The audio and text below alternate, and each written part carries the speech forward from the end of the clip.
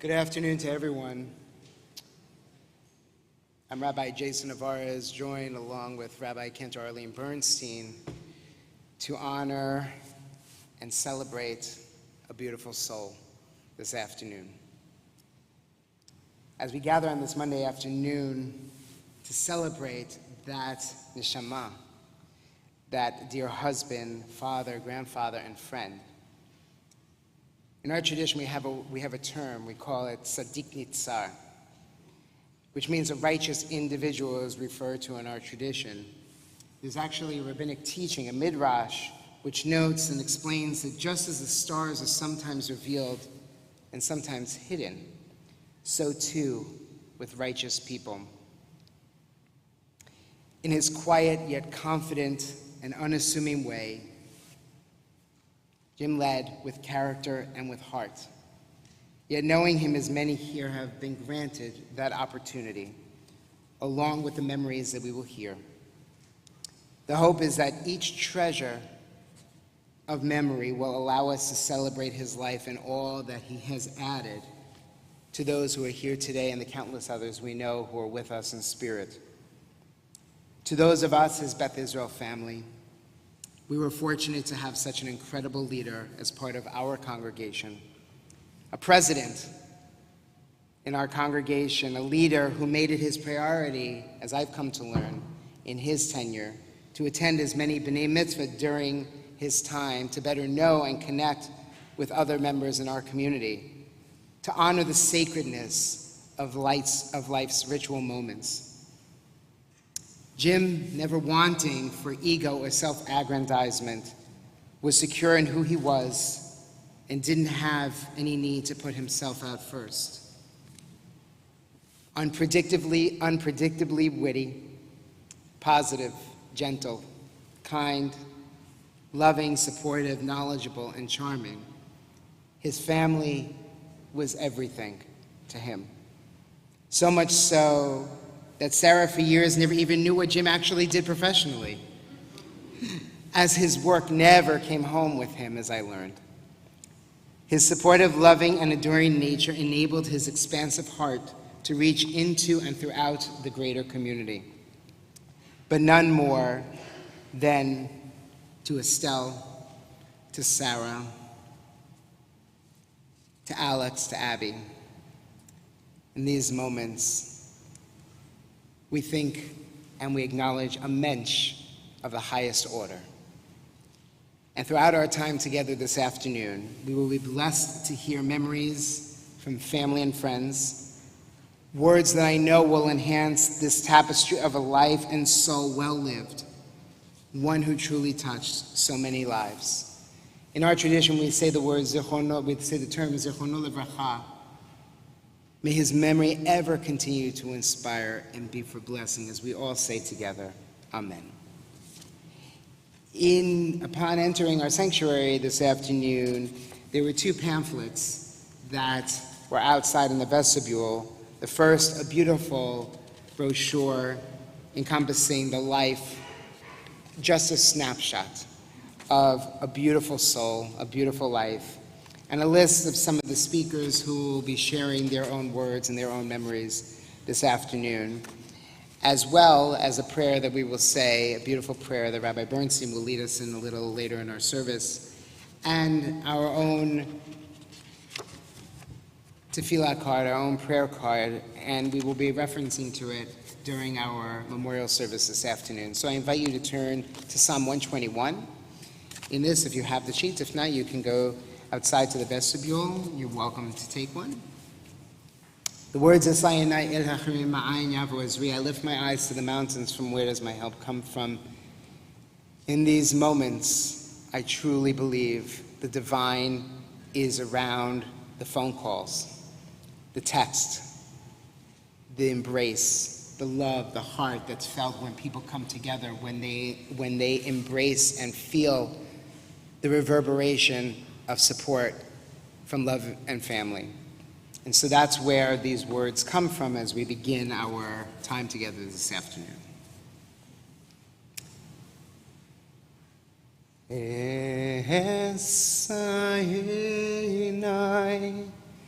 El Harim, Me'ayin, Me'ayin, Yahavu Ezri, Esahenai,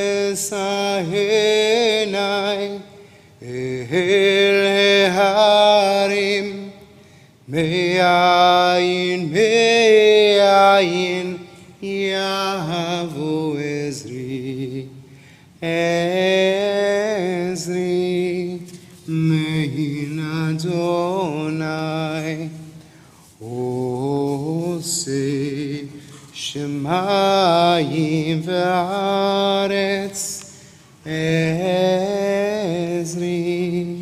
Mein Adonai, Oseh Shemayim V'aretz. I invite you to join in the English Psalm 121 as we join together. I lift my eyes to the mountains. What is the source of my help? My help comes from Adonai, maker of heaven and earth. God will not let your foot give way. Your protector will not slumber.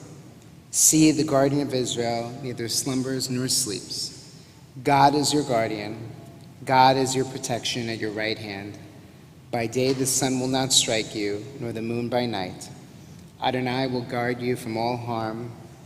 God will guard your soul, your going and coming, now and forever.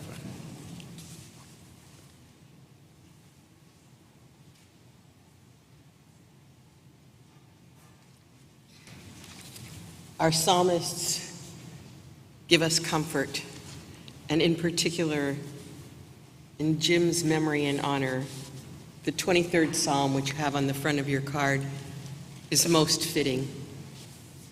Please join me in English, as it affects all of our traditions. A Song of David. Eternal God, you are my shepherd, I shall not want.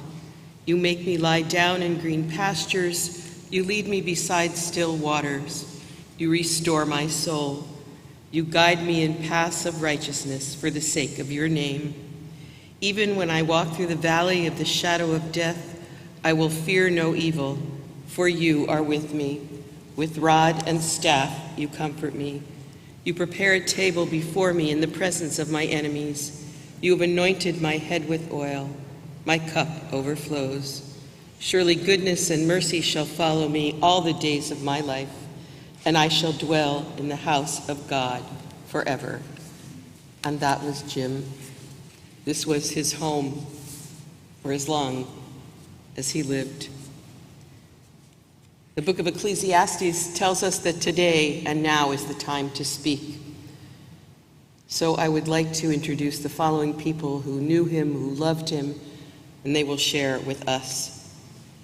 Grandson Alex Alvarez Milch, dear friends, the Honorable Pete Wilson, Bill Evans, and on behalf of Mickey Zeppelin, Rabbi Navarez, nephew Mike Davies, and beloved wife Estelle Milch.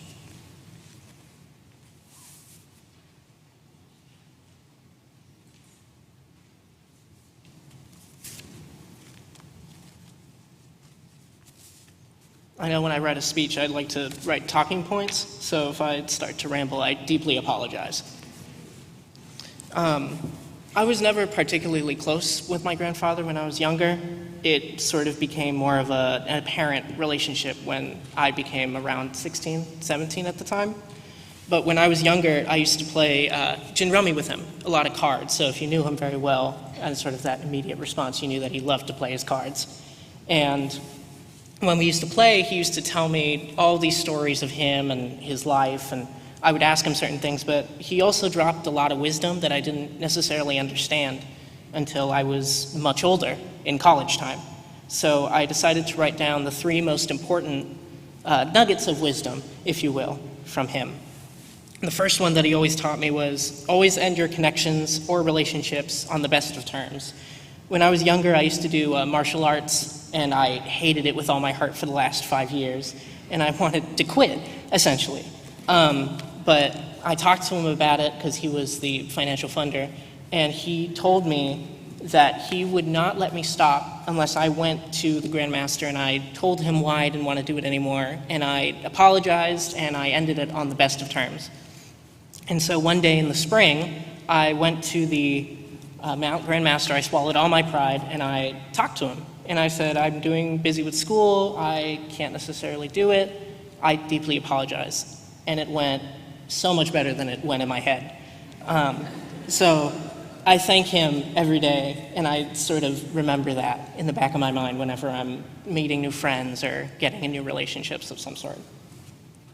The second is that as long as you're happy, I'm happy. Now, if you can't already tell, my hair is unnaturally dyed. It is bright green. He hated it so much when I came home, and I was like, it was green in the front, it was blonde in the back, it was a horrible dye job, and he called me Green Man every time I stepped foot in the door.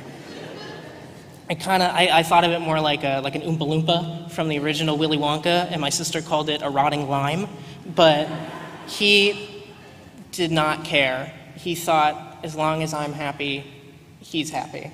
And I got tattoos as well for the summer, and he didn't want me to get tattoos at all. He was very conservative in that respect. And I told him I would get them in a place that I could hide them easily. Obviously, that didn't work out so well. But I know since I was a little kid that if I ever got him, I would want to get one in his favor. So by the end of the summer, I'm planning on getting one more just for him. And last but not least, always be kind and generous to others, no matter how they come. Now, I recently just finished my second year of college, and I stayed on campus for the first time. And I had a roommate in an apartment. All those nightmare stories you hear about roommates, they pretty much all came true with this one guy. And he, long story short, got basically shunned by the entire apartment. And he was sort of very uncomfortable in our room. And I looked at him and I thought of what my grandfather would say, which is to always be kind to him and just treat him with respect, because you don't know what's going on in the back of their mind or what they're dealing with at home.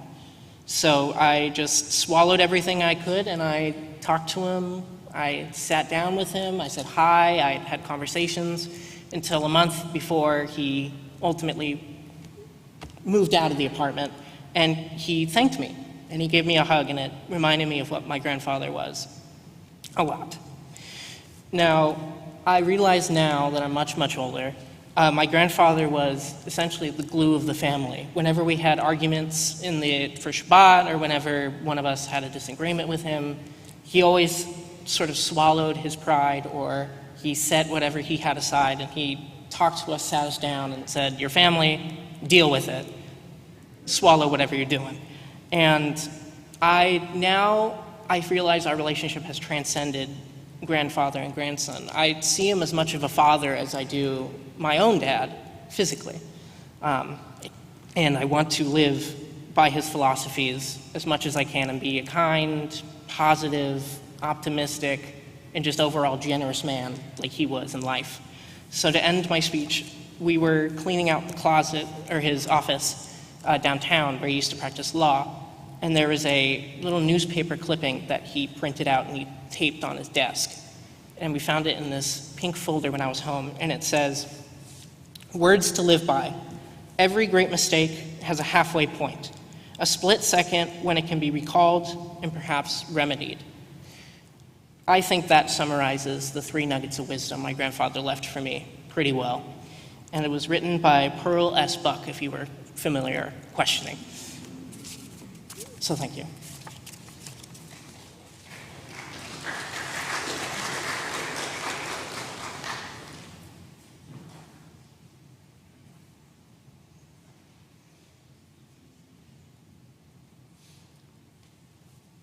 If you got all that from those notes, pretty good. I think maybe there's a great deal of your grandfather in you, and I can't say anything that would be kinder, more of an incentive to you, because he was a Milch. He was a Milch's Milch. He was a man who cared about many things, and he was capable of expressing how he felt, but he was not wordy. He did not bore people. Now, I am in an art form, a primitive art form, where people talk too long and are not Milches. And believe me, you don't want to do that. I have a very personal recollection, going back years and years. As you may have read, Jimmy and John Davies, were all law school classmates. And at the time, Jimmy and I were unmarried, so we were students. We were working at it, not every moment. As the grades made clear. But the point was really that he was a boon companion. We wound up going to a lot of movies together. And this very personal thing, I think you'll understand. When my mother and father had planned their first and only trip to Europe, as they were driving from Fort Lauderdale down to Miami, my mother had a heart attack. This was before cell phones. It was before roadside phones. He quickly pulled off the freeway, and she died in his arms. And he was absolutely shattered. They'd been married 46 years. I won't say they never had a quarrel. I caused some of them. But he was just beside himself. And I was terribly worried, and I said, Dad, you ought to come out and stay with us. So I finally persuaded him. Not long thereafter, I received an invitation from Jimmy and Stell. And we went to the Milch home, and they were not only kind to him, but Jimmy was, as always, a great host. Stell was the soul of warmth and welcome. And Sarah, who at that point was a mere toddler, was absolutely adorable. When we came at their invitation to their home, let's put it this way. Sarah could take me or leave me. She wasn't much impressed. But my dad and Sarah had a thing. She was just a toddler, but she was fascinated by this large, elderly gent, and he by her. And Jimmy and Stell, of course, were so kind, so generous. And when we were driving home, my dad said to me, he said, you know, that's the first time since your mother died that I didn't think about her and instead was enchanted by that little girl. She was just adorable. And he said, and I must say the Milches are extraordinary. Talk about kindness. And I said, you're right. And he said, now you were in law school with him. I said, that's true. And he said, was he married to Stell then? I said, no. Nope, he and I were in the male bachelor segment of the class. So we saw a lot of movies together. None of them particularly good, but the company was good. Thereafter, as many of you know, Jim was not only a fine lawyer, but a very good one. who impressed people with his diligence and with his wisdom. And one of his other classmates, or not, well, sort of classmate, was Lou Wolfsheimer. And they were both in the city attorney's office for about 4 years, and then they formed their own partnership and succeeded wildly. And it was a fact that they were greatly in demand, greatly sought after. But as it turned out, not just by people looking for legal counsel, but for people who were looking for responsible executive actions, the kind of people who would think ahead and get things done. Now, I had the good fortune to be elected mayor, and I thought, I'm going to tap both of those guys because they are very, very bright. They do think ahead, and they do get things done. And I learned shortly from my wife, whom I also appointed to the Park and Recreation Council, that indeed Jimmy got things done. She said, you know, he's really very nice, and he's thoughtful. And when he calls on the staff, they'd better know what it is that they're supposed to know and what they've done since he last gave them instructions. So this was someone whom the people who were on the staff came to respect very quickly and to know that they'd better get things done. Well, in addition to that, he was involved in other things that affected the people of the city in different ways. He had not been born here, his parents had come here, and he had fallen in love with San Diego, and he learned its history, and he thought everybody should know its history. So, of course, he was no stranger to the History Center. They came to know him well. And part of that, sort of melding the two, Park and Rec and the history of the city, Jimmy was, I think, largely responsible for the moving of the first synagogue in San Diego to Heritage Park. Most people didn't even know where Heritage Park was, and he thought that that had better change, and quickly. Well, the point really was everything that he did outside of his family was something that in some fashion promoted the people's enjoyment of and knowledge of what their city was all about.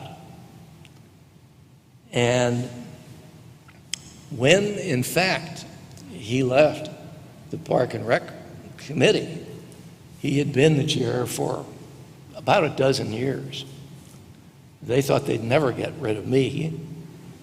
They finally did so in a way that was suitable. But what I will tell you is that this day, we are celebrating someone who was extraordinary in so many ways.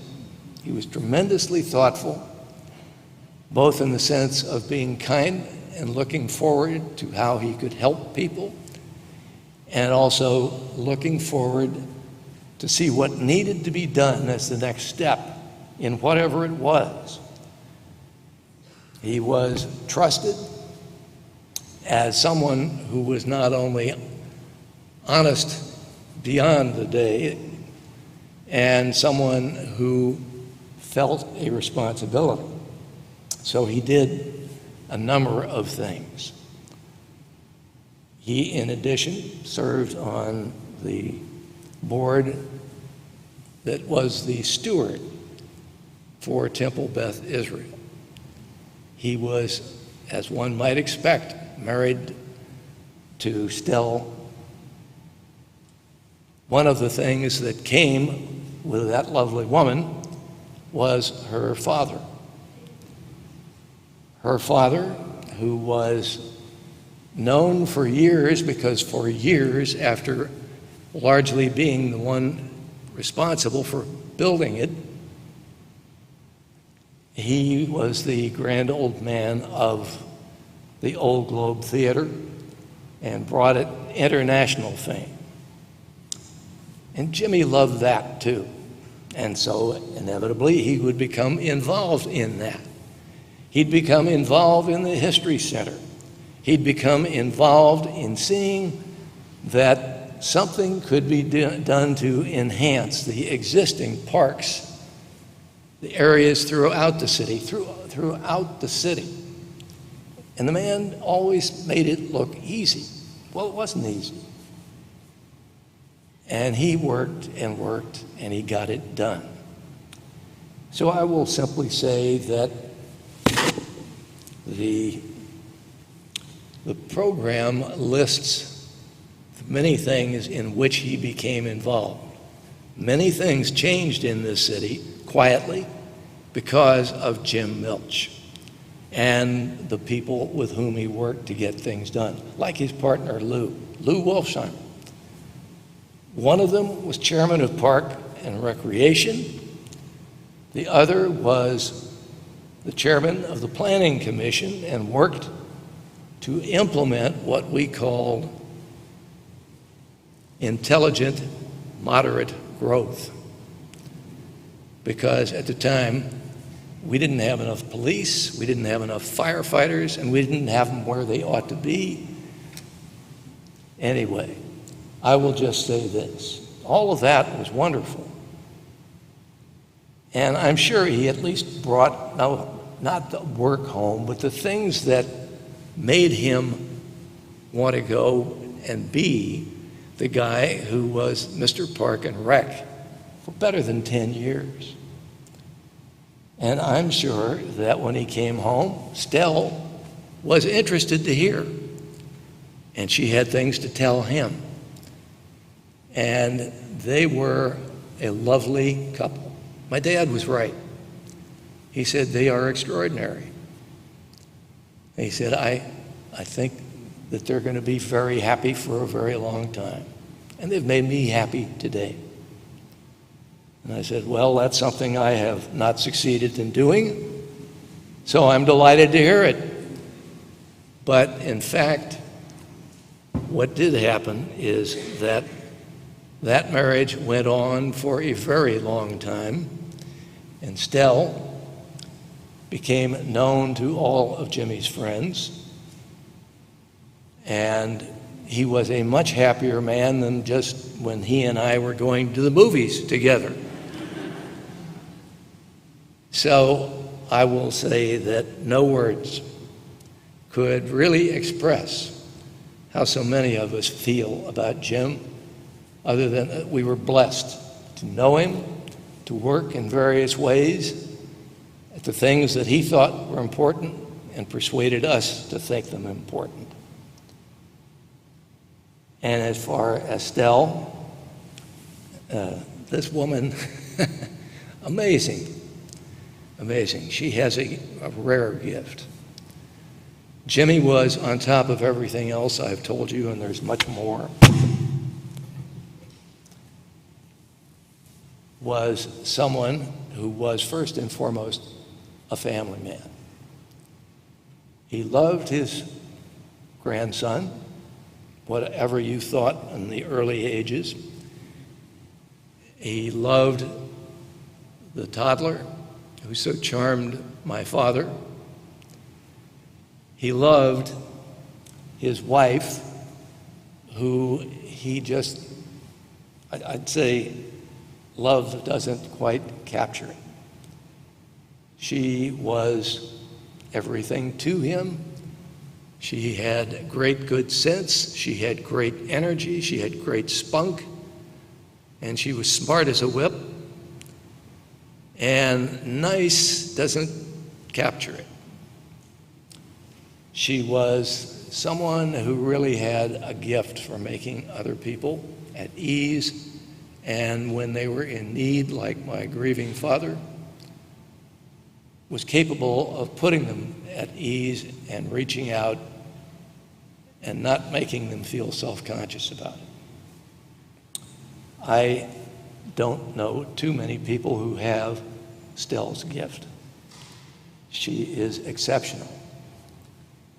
And I thank you, Stell, for all the goodness, the kindness, and the love that you gave to Jimmy, because you made him an even better man. He was first and foremost a family man. And after that, I'd say he put up with a lot of his friends, including John and me. But he also left this city so much better than when he arrived. And I know that you encouraged him, because that was a lot of time that he gave to it. He and Lou. Well, thank you for letting me go on a little bit too long. My wife will tell me. I will tell you this: no amount of time, no words can really capture the goodness of this man, the care that he exercised for his city, and for all the people whom he gave a break and gave much more. That's why he is a Milch's Milch.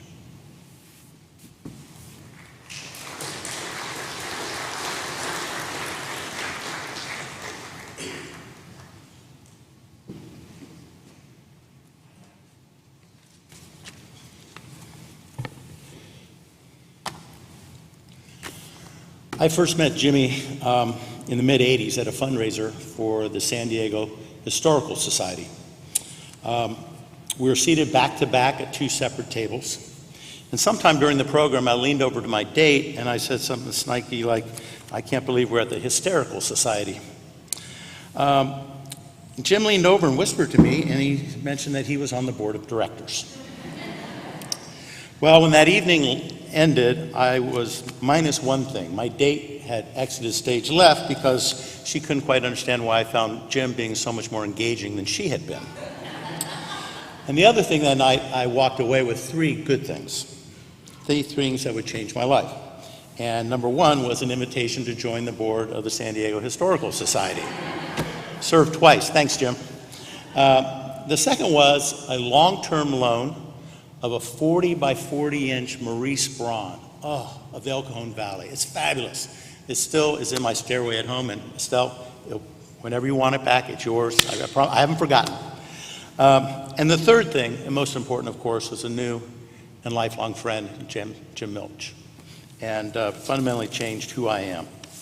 But that night served as a preview for what the next 30 years of our very strong friendship would revolve around. So, of course, San Diego history, obviously, if you know Jim. Second is early California paintings. And when I say paintings, you also have to throw in sculpture, you have to throw in art pottery, Air Valentine pottery, which you see the connection back at the lodge. Thank you, Jim.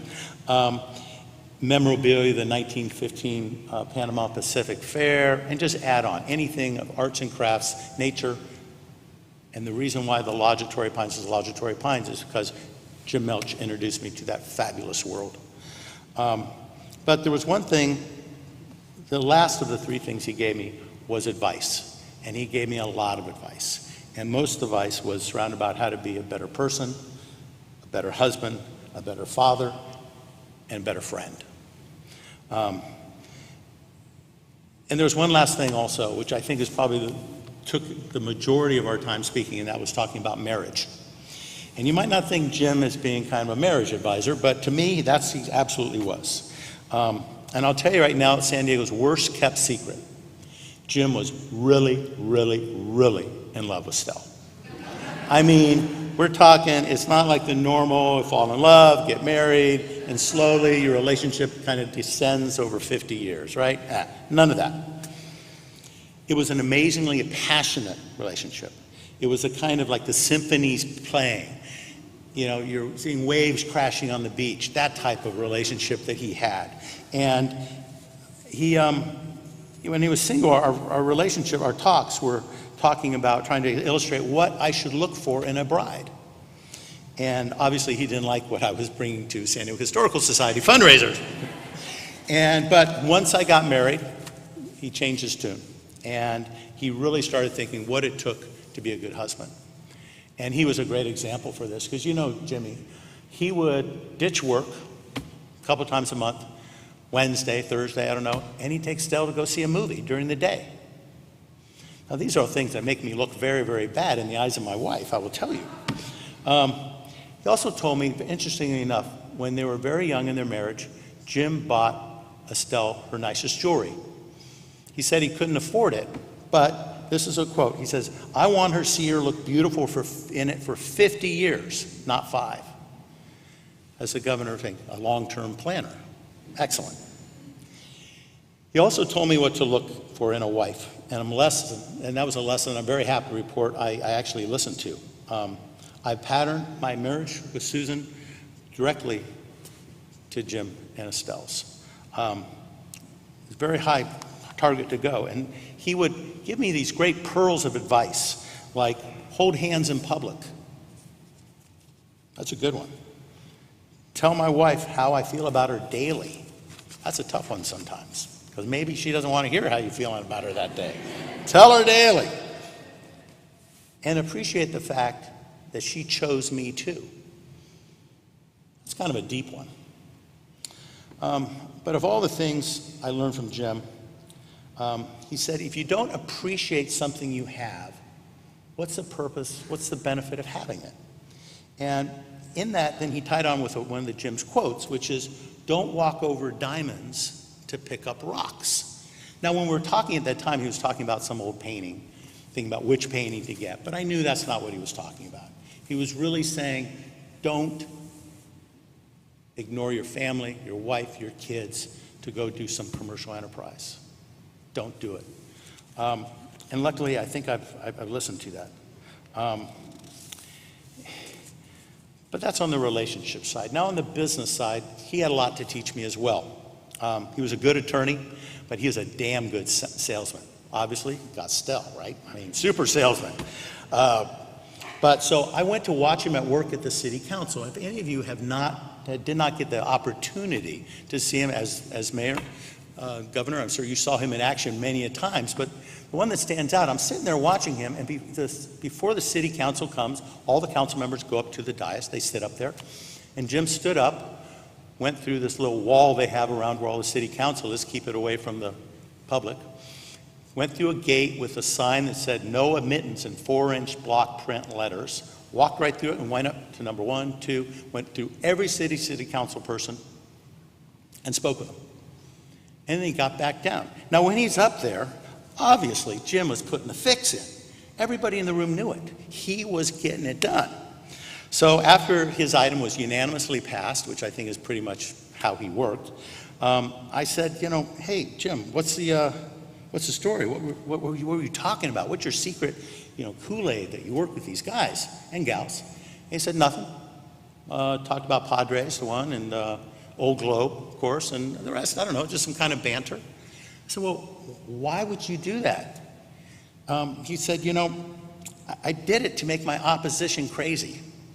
I did it to get them off their game so they would be driven to distraction. And you know what? It worked. I mean, it's just classic Jim. Then he put a hand on my shoulder and he said, Bill, no one ever lost or won a city council vote at council. That only happens days before the meeting. So if you don't wake up in the morning with a winning vote, go back to bed. It's over. And I think that sums up Jim very well, because in everything else in life, he came prepared. He was a man who was prepared. He did good work. He loved his family and kids. And he left this place, the city, a much better place than he found it. And I think he has certainly tried to instill those important tenets to me. He was not a man not afraid to openly love his family, his religion, his city, end his life. I'm sure going to miss him. Thank you.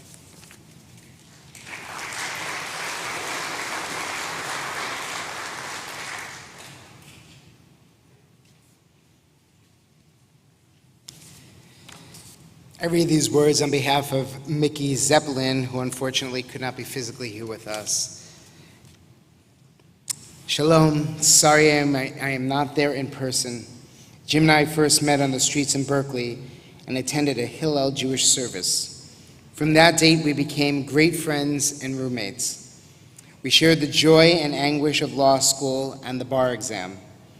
I love Jim for his quiet spirit, which inspired and made us think. His humor made us all laugh and smile with Jim's ticklish grin. Sharing living quarters was crazy and not conducive to law studying and the unexpected.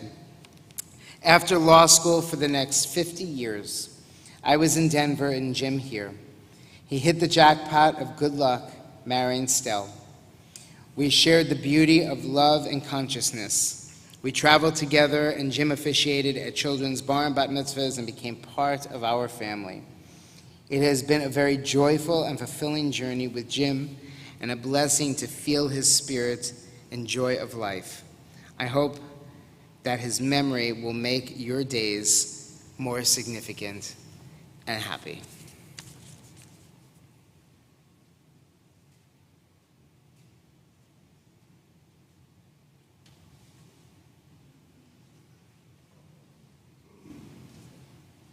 Well, I've been thinking about what I would say for about a week now since Stell asked me to do this, and that all went out the window because mainly you, Alex. You were fantastic, and you said most everything that I think I could have. He would have been so proud of you. You did a great job. My earliest memories really of Jim are when I decided that I would start collecting coins, which was around age 10. And the main reason was a simple one, that my dad had told me if I could find coins that had the date of 1964 or before, that meant they were made out of silver. So they were worth more than the face value of the coin. So to me, that was like finding treasure in the change that floated around. And Jimmy, as you all are probably aware, was a great coin collector.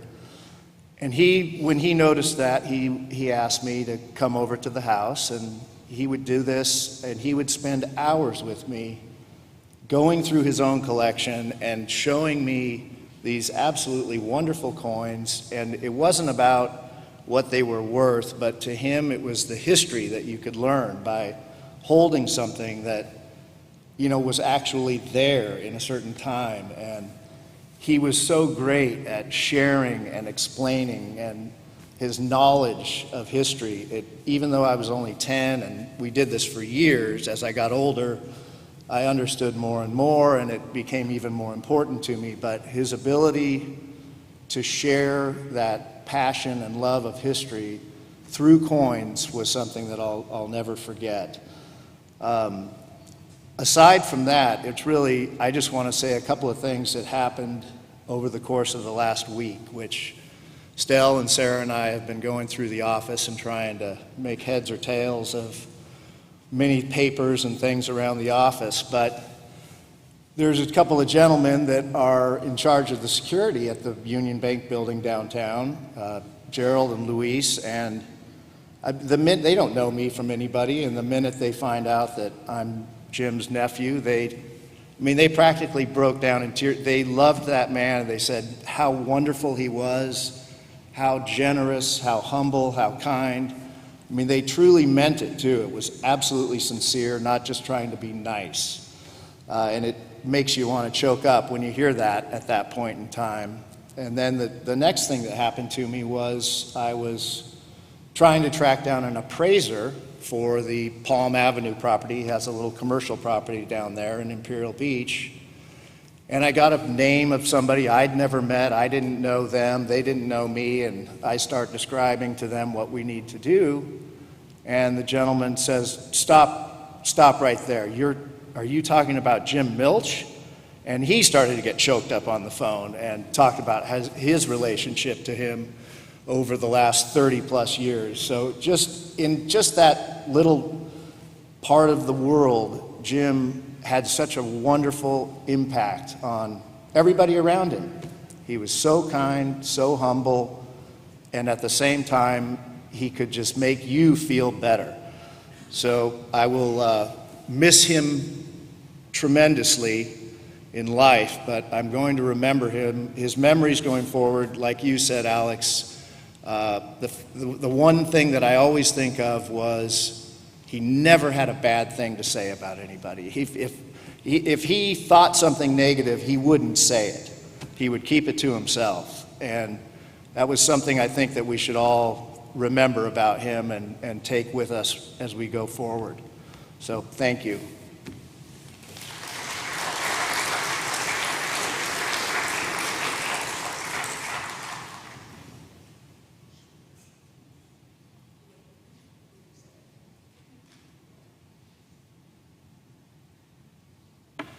Do you know how beautiful it is to look out at all of you who have played a part in our lives? It's just beautiful. So I thank you all for coming today. I knew this would be hard, but I wanted to get up here and see all your wonderful faces. So many people we've loved for so many years. So I thank you for being here. I thank the wonderful team of our dear McDonald's next door, of Mike, of all the, Beth, all of you that have helped make this period not as painful. Jimmy, all of the things were said, I have to agree with. I've had 53 years of being loved. 53 years of being cared about and supported. How lucky I am. I first was attracted to him. I say he's kind of a chubby guy. I thought, but my brother just loves him. I had one conversation and I laughed. If he said one quality, he won me with his wit. Always made me laugh. In fact, last week, he said, "Stell, it's not going to be so bad. You're going to be able to take over my closet." Now, is that Jim Milch or what? It's Jim Milch. I said, "I don't want your damn closet. I want you. I don't want your closet." So his wonderful wit, unpredictable humor. When I watched him in action, charming the city council, I said he reminds me of a frog on a lily pad. They look so peaceful, and they're so serene, and they're smiling at everybody, and all of a sudden that tongue comes out, and it goes zap. And that's what my Jimmy would do. I don't know anyone who was as comfortable with themselves as he was. It was really beautiful. He was so balanced. And I like what Mike said, he never had an unkind word.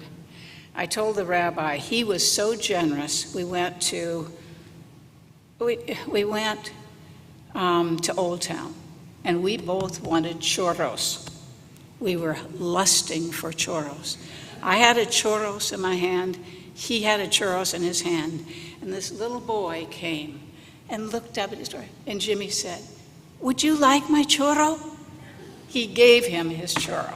I said, if he will do that, he will do anything.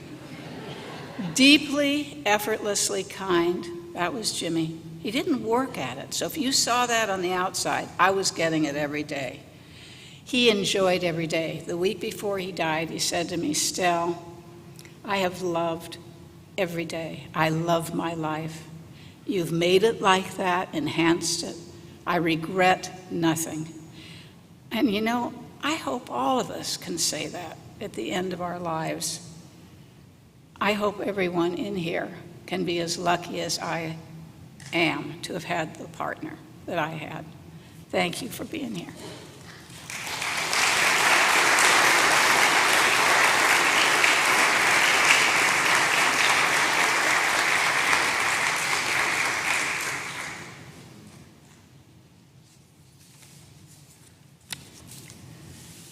Estelle, friends, family, there's no more beautiful way than to honor Jim's memory than what you have done this afternoon, and we are so grateful.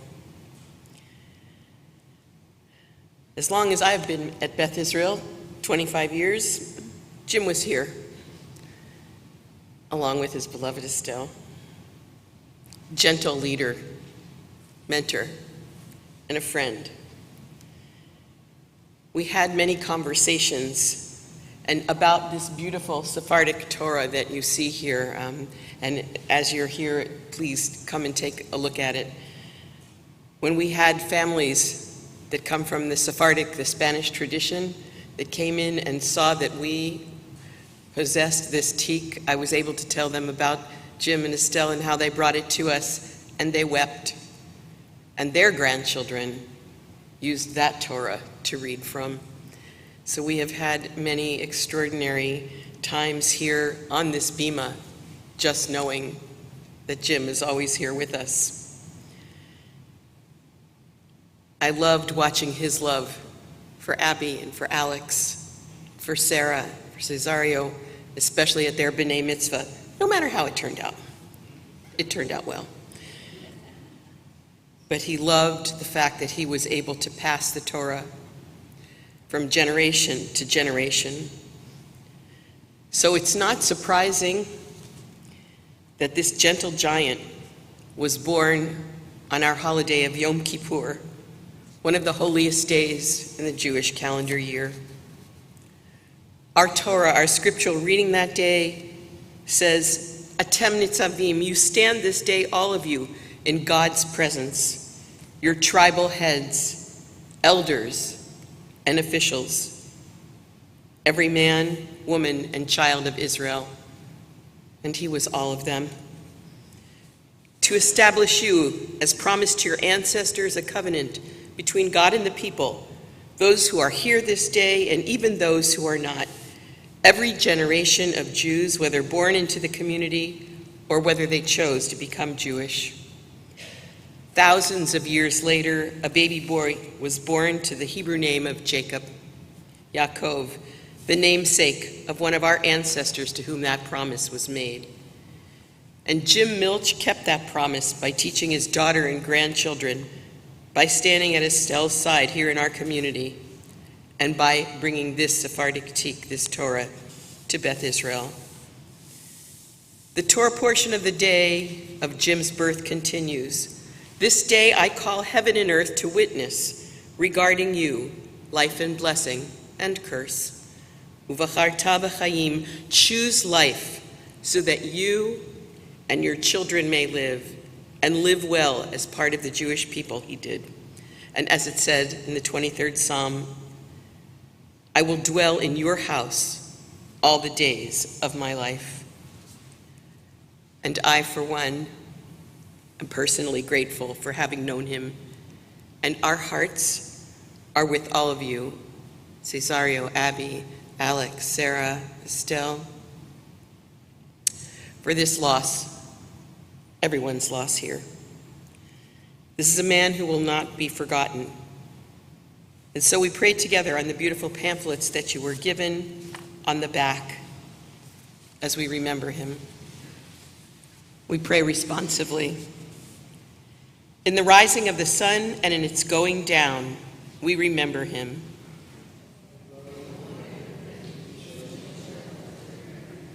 In the opening buds and in the rebirth of spring, we remember him.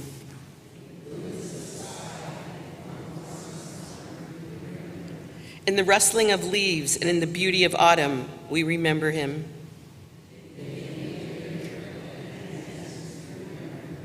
When we are weary and in need of strength, we remember him. When we have joys we yearn to share, we remember him.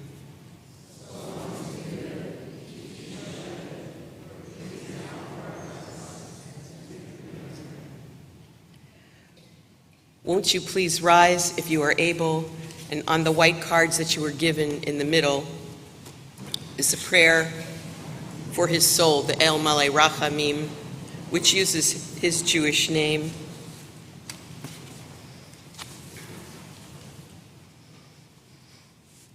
El mele rachamim,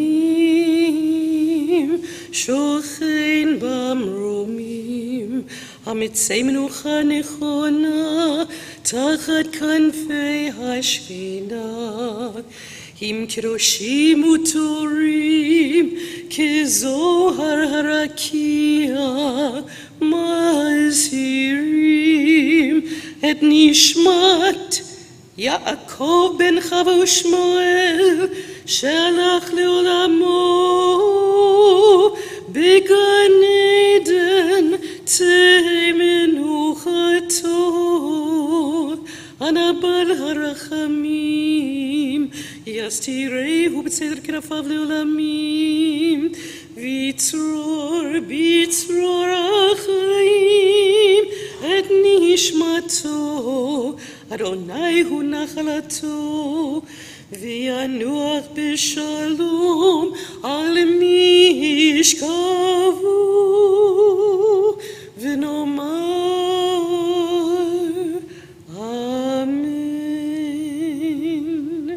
Please join me in English, and where the dots are, you can add Jim's name as you called him.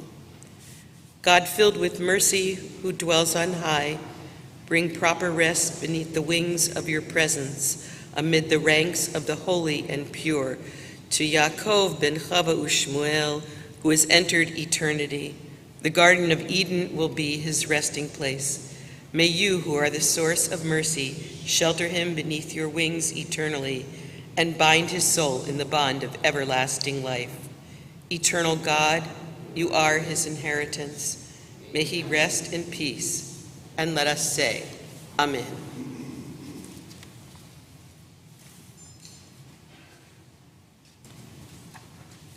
As we remain standing, we take a look and turn to the words of Kaddish Yatom, the Mourner's Kaddish. Words that have evolved over generations from the ways in which our ancestors honored the teachers in their lives, the ways students honored those people who brought mentorship to them. And then in our sacred tradition, the ways in which we honored immediate family members, and in our progressive reform tradition, a way in which all of us can collectively come together and gather around these words to hold the blessing and memory of loved ones in our hearts in the ways that we see fit. And so in loving memory for everything that we heard today and all that remains unsaid in Jim's life and in his memory, we join together in honoring him with these words of Kaddish Yatom. Yitzgadal v'yitzgadash shmei Rabbah, be'alma divrach chirutei ve'amlich malchutei, b'chayechon u'v'yomechon u'v'chayei v'chol Beit Yisrael, ba'gala v'zman kariv v'imru Amen. Yehei shmei Rabbah mevarach le'olam olamei almayam. Yitzbarach v'yishtabach v'yitpa'ar v'yitroman v'yitnaseh v'yitadar v'yitaleh v'yitalal shmei d'kedusha b'richu la'ela mikol birchata v'shirata tush b'chata v'nechemata damiran be'alma v'yimru Amen. Yehei shlama Rabbah min shemaya v'chayim aleinu ve'al kol Yisrael v'yimru Amen. Oseh shalom b'momav, uyaseh shalom, aleinu ve'al kol Yisrael v'yimru Amen. As we ask for the source of peace to bring peace to all who mourn, we also say those words one more time, Zichrono livracha. May his memory, may his actions, may his heart continue to inspire and be for blessing. As we all say together, Amen. And we want to first thank you all for all of our speakers today for enlightening and moving our hearts.